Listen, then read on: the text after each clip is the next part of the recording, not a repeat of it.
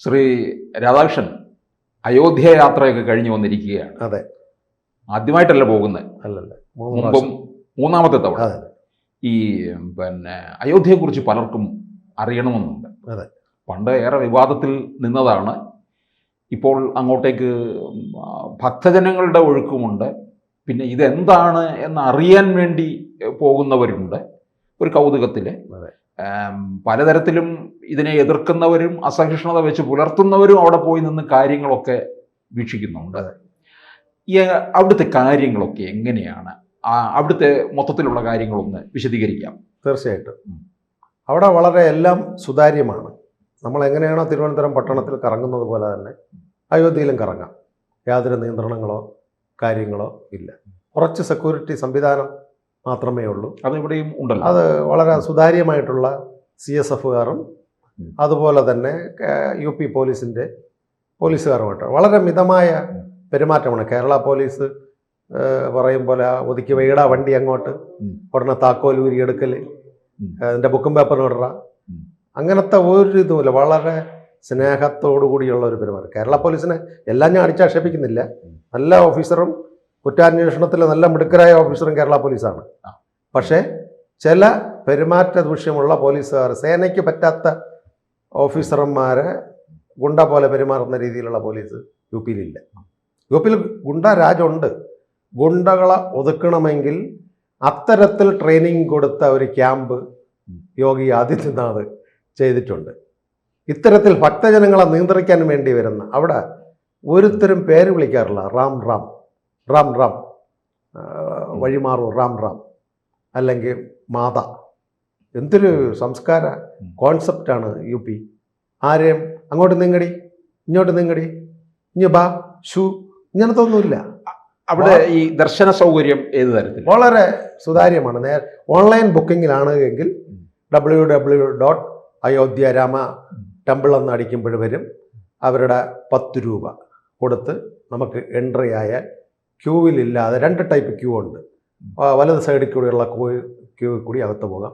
അല്ലെങ്കിലും വളരെ 9 പരം ക്യൂ ഉണ്ട്. ഒരുപാട് നേരം ശബരിമല ദർശനത്തിന് അവിടെ പോയൊക്കെ കേരള ദേവസ്വം ബോർഡ് പഠിക്കില്ല. അപ്പോൾ ഈ സ്പെഷ്യൽ ദർശനം അങ്ങനെയൊന്നുമില്ല. ഒരിക്കലും എല്ലാവർക്കും അതാണ് ശ്രീരാമദാസ അയോധ്യ ട്രസ്റ്റിൻ്റെ ഒരിത്. രാമൻ്റെ അടുത്ത് വരുന്നവർ എല്ലാം തുല്യരാണ്. അത് പ്രധാനമന്ത്രിയായാലും പ്രജയായാലും ഒരേ പരിധിയാണ്. അതാണ് അയോധ്യ ട്രസ്റ്റിൻ്റെ ഒരു ഈക്വലൻറ്റ്. പ്രധാനമന്ത്രിക്ക് ഭരണം നിർവഹിക്കാൻ എന്നുള്ള നിലയിൽ, രാജ്യത്തിൻ്റെ 3ാമത്തെ പൗരൻ എന്ന നിലയിൽ സെക്യൂരിറ്റി സംവിധാനങ്ങളുണ്ട്. ആ പർട്ടിക്കുലർ ടൈമിൽ പ്രവേശനമില്ല. ബാക്കിയുള്ള സമയത്ത് മന്ത്രിയും MPയും സാധാരണക്കാരനും എല്ലാം ഭഗവാന്റെ മുമ്പിൽ തുല്യമായ രീതിയിൽ. അങ്ങനെ സ്പെഷ്യൽ ദർശൻ എന്നുള്ള ഇല്ല. ഈ നമ്മൾ മുൻകൂട്ടി ബുക്ക് ചെയ്ത് കഴിഞ്ഞാലും ഈ നമ്മൾ തിരുപ്പതിയിലെ പോലെയോ അല്ലെങ്കിൽ ശബരിമലയിലെ പോലെയോ മണിക്കൂറുകൾ കാത്തു നിൽക്കണം? ഒരിക്കലും ഇല്ല. മുൻകൂട്ടി ബുക്ക് ചെയ്താൽ അവിടുത്തെ ഒരു ലഡു പ്രസാദം അവർ പാക്ക് ചെയ്ത് തരും. നമുക്ക് ആ മുൻകൂട്ടി ബുക്ക് ചെയ്യുന്നവർക്ക് ഒരു 9 ക്യൂ ഉണ്ട്. ആ ക്യൂവിൽ കൂടി ഫ്രണ്ടിൽ പോയി രാമൻ്റെ പാദങ്ങളിൽ നമസ്കരിച്ച് പ്രസാദം വാങ്ങിച്ച് തൊഴുത് തിരിച്ചിറങ്ങാം. അല്ലാത്തവർക്ക് ഒരു 9 റൗണ്ട് സ്റ്റീൽ വേലി കടന്ന് വന്ന് പടി കയറി ദർശനത്തിൽ കൂടി വരണം. അത് സാധാരണ ഒരു ബുക്കിംഗ് ഇല്ലാതെ പോകുന്ന ഭക്തജനങ്ങൾക്ക് വളരെ നല്ല രീതിയിലുള്ള അഡ്മിനിസ്ട്രേഷൻ, നല്ല രീതിയിലുള്ള ഭരണകർത്താക്കൾ, നല്ല രീതിയിലുള്ള ബിഹേവുള്ള അവിടുത്തെ തൊഴിലാളികൾ, ഈവൻ അവിടുത്തെ ലാസ്റ്റ് ചപ്പരാസി തൊഴിലാളികൾ പോലും നല്ല രീതിയിലാണ് പെരുമാറ്റം. പിന്നെ അവിടുത്തെ എങ്ങനെയാ ഭൂമിശാസ്ത്ര ഘടന കാര്യങ്ങൾ ഒക്കെ വളരെ തരത്തിലാണ്, എത്രത്തോളം വിസ്തൃതിയിലാണ് ഇത് നിൽക്കുന്നത്? ഇത് ഏകദേശം മൊത്തത്തിൽ അയോധ്യ ക്ഷേത്ര കോൺസെപ്റ്റ് 8000 ഏക്കറാണ്. ക്ഷേത്രം മാത്രം സ്ഥിതി ചെയ്യുന്നത് 2100 ഏക്കറിലാണ്. ക്ഷേത്രത്തിൻ്റെ കൺസ്ട്രക്ഷൻ മാത്രം 184 ഏക്കറിലാണ് ക്ഷേത്രം സ്ഥിതി ചെയ്യുന്നത്. മതിലും ശ്രീകോവിലും ഉപകോവിലുകളും ലക്ഷ്മണനും ഹനുമാൻ ഘട്ടും എല്ലാം കൂടി ചേർന്ന ആ പവിത്രത ഉൾക്കൊള്ളുന്ന ഭാരതത്തിൻ്റെ സാംസ്കാരിക നഗരി എന്ന് വേണമെങ്കിൽ പറയാം. നമ്മുടെ ശബരിമല ക്ഷേത്രത്തെയൊക്കെ ആ രീതിയിൽ നമുക്ക് ആക്കിയെടുക്കാം. ആറ്റുകാൽ ക്ഷേത്രത്തെ ആ രീതിയിൽ ഗുരുവായൂരിനെയൊക്കെ മാറ്റാം. പക്ഷേ അവിടെ എന്തൊക്കെ വന്നാലും അതിനകത്ത് ട്രസ്റ്റിനകത്തൊരു രാഷ്ട്രീയ വിവേചനമോ പക്ഷപാതവും ഇല്ല എന്നുള്ളതാണ് അതിശയിപ്പിക്കുന്ന ഒരു കാര്യം. നല്ല രീതിയിലുള്ള അഡ്മിനിസ്ട്രേഷൻ ഓഫീസേഴ്സ് ഉണ്ട്. ഒരാൾ അവിടെ ചെന്നാൽ ബുദ്ധിമുട്ട് അനുഭവിക്കുകയാണെങ്കിൽ അദ്ദേഹത്തിൻ്റെ മെഡിക്കൽ വിഭാഗത്തിൽ എത്തിക്കേണ്ട ഹോസ്പിറ്റൽ സംവിധാനം ട്രസ്റ്റിനുണ്ട്. തലകറങ്ങി വീഴുന്നാൽ ഉടനെ തന്നെ കൊടുക്കേണ്ട പ്രാഥമിക ഡോക്ടർ പോലും അവിടുത്തെ പന്തലിൽ നിൽപ്പുണ്ട്. ബാക്കി പ്രസാദങ്ങളോ ബുക്ക് ചെയ്ത ഒരു ട്രീറ്റ്മെൻറ്റ് കിട്ടിയിട്ടില്ല എങ്കിൽ അവരെ തിരിച്ചിറങ്ങി വരുമ്പം നമസ്തേ റാം പറയുമ്പം എല്ലാം ഹാപ്പിയാണോ എന്ന് ചോദിക്കും.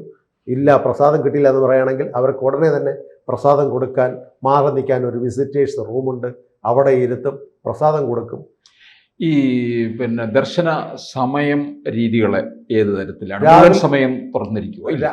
മുഴുവൻ സമയം തുറക്കില്ല. രാവിലെ 3:45 അവിടുത്തെ എംബ്രാന്തി പൂജാരിമാരുടെ പൂജകൾക്ക് വേണ്ടി ഒരു 25 മിനിറ്റ് സമയമുണ്ട്. അത് കഴിഞ്ഞിട്ട് 4:30 മുതൽ എല്ലാ ഭക്തജനങ്ങൾക്കും തൊഴാം. പിന്നെ ഒരു 8:45 ആകുമ്പോൾ ഭഗവാൻ ഒരു നിവേദ്യം കൊടുപ്പും പൂജയുമുണ്ട്. അപ്പോൾ ഒരു 15 മിനിറ്റ് നേരത്തേക്ക് വലിയ തിരുമേനിമാർ വന്ന്, ഇവിടെ നമ്മൾ മേൽശാന്തി എന്ന് പറയില്ലേ, അതിൻ്റെ മുഖ്യ പുരോഹിതൻ വന്ന്, ഒരു മഹന്ത് വൈദ്യനാഥ് കുടുംബത്തിൽ നിന്നുള്ള ഒരു ആളാണ് മുഖ്യ പുരോഹിതൻ. അദ്ദേഹം വന്ന് പൂജ ചെയ്യുന്ന ഒരു 20 മിനിറ്റ് ഭക്തജനങ്ങളൊന്ന് വെയിറ്റ് ചെയ്യണം. അത് കഴിഞ്ഞാൽ പിന്നെ 11 മണിക്കുള്ള ഒരു പൂജ. 12:10 നട അടയ്ക്കും. വീണ്ടും വൈകുന്നേരം 4:10 നട തുറക്കും. അപ്പോഴും ഇതേപോലെ തുറക്കുന്ന സമയത്ത് ഒരു 20 മിനിറ്റ് പൂജകൾക്കും പിന്നെ സന്ധ്യാ ദീപാരാധനയ്ക്ക് ഒരു 20 മിനിറ്റ്. ബാക്കി ഫുൾ സമയം ഭക്തജനങ്ങൾക്ക് രാത്രി 9:45 വരെ തൊഴാം. കാരണം ഇത് തൊഴുത് മുകളിൽ സീത, രാമ, സീത വിഗ്രഹങ്ങൾ ഇപ്പം പുതിയ പ്രതിഷ്ഠ ചെയ്ത് ഉപദൈവങ്ങൾ മുകളിൽ നമുക്ക് കറങ്ങി പ്രതിഷ്ഠിക്കാം. ഏകദേശം മാർച്ചോടുകൂടി അയോധ്യ ടൗൺഷിപ്പിന്റെ ഫുൾ പണിയും തീരും.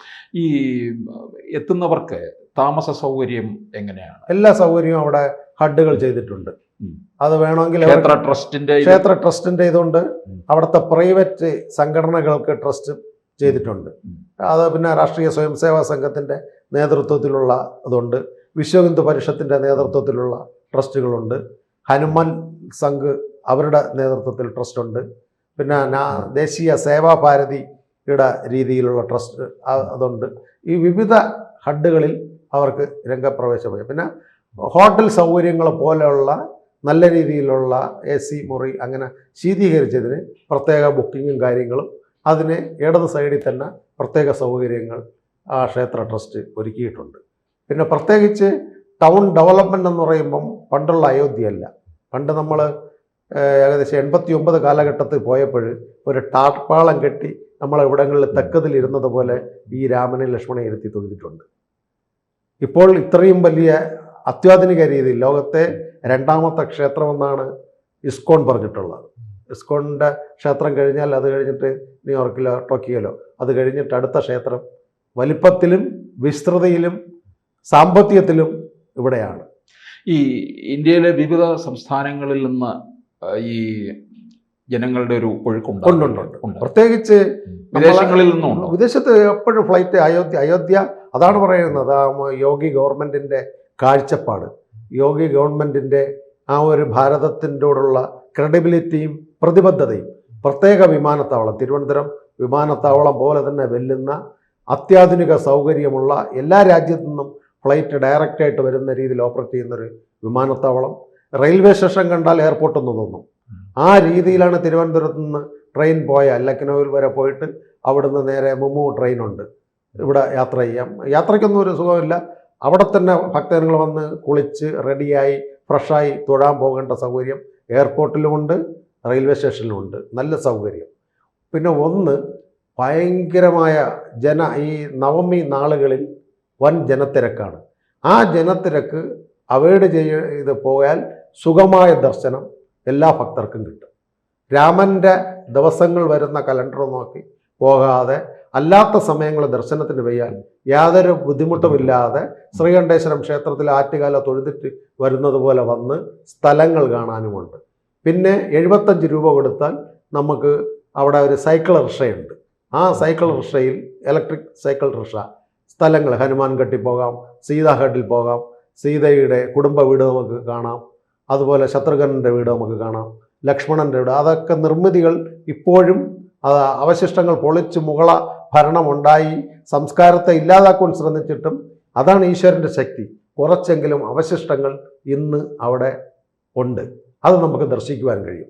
2, ആ യോഗി ആദിത്യനാഥ് തന്നെ പറഞ്ഞു, അയോധ്യ പ്രതിഷ്ഠ കഴിഞ്ഞിട്ട് നാളിതുവരെ 300 ലക്ഷം കോടി രൂപയുടെ വരുമാനമാണ് യു പിയിൽ ഈ തീർത്ഥാടനത്തിൻ്റെ പേരിൽ, ടൂറിസത്തിൻ്റെ ഇതിൽ, ഭക്തജനത്തിൻ്റെ ഇതിൽ യു പി ഖജനാവിൽ വരുന്ന പൈസ.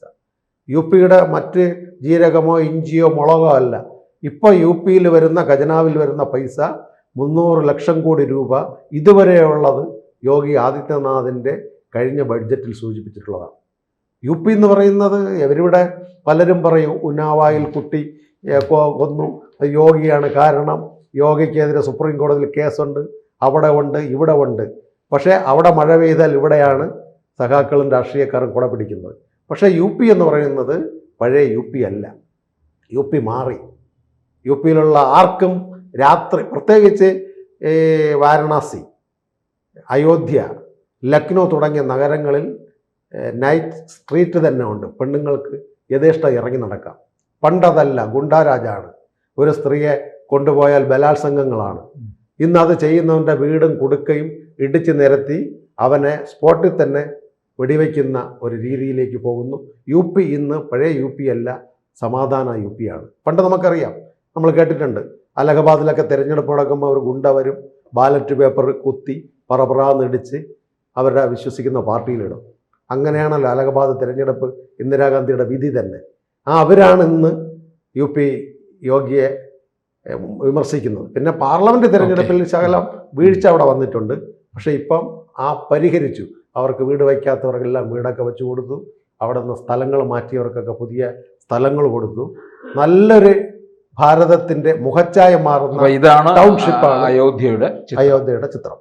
കൂടുതൽ വാർത്തകളും വിശേഷങ്ങളും നിങ്ങളിലേക്ക് എത്താൻ ABC മലയാളം സബ്സ്ക്രൈബ് ചെയ്യുക, ബെൽ ബട്ടണും അമർത്തുക.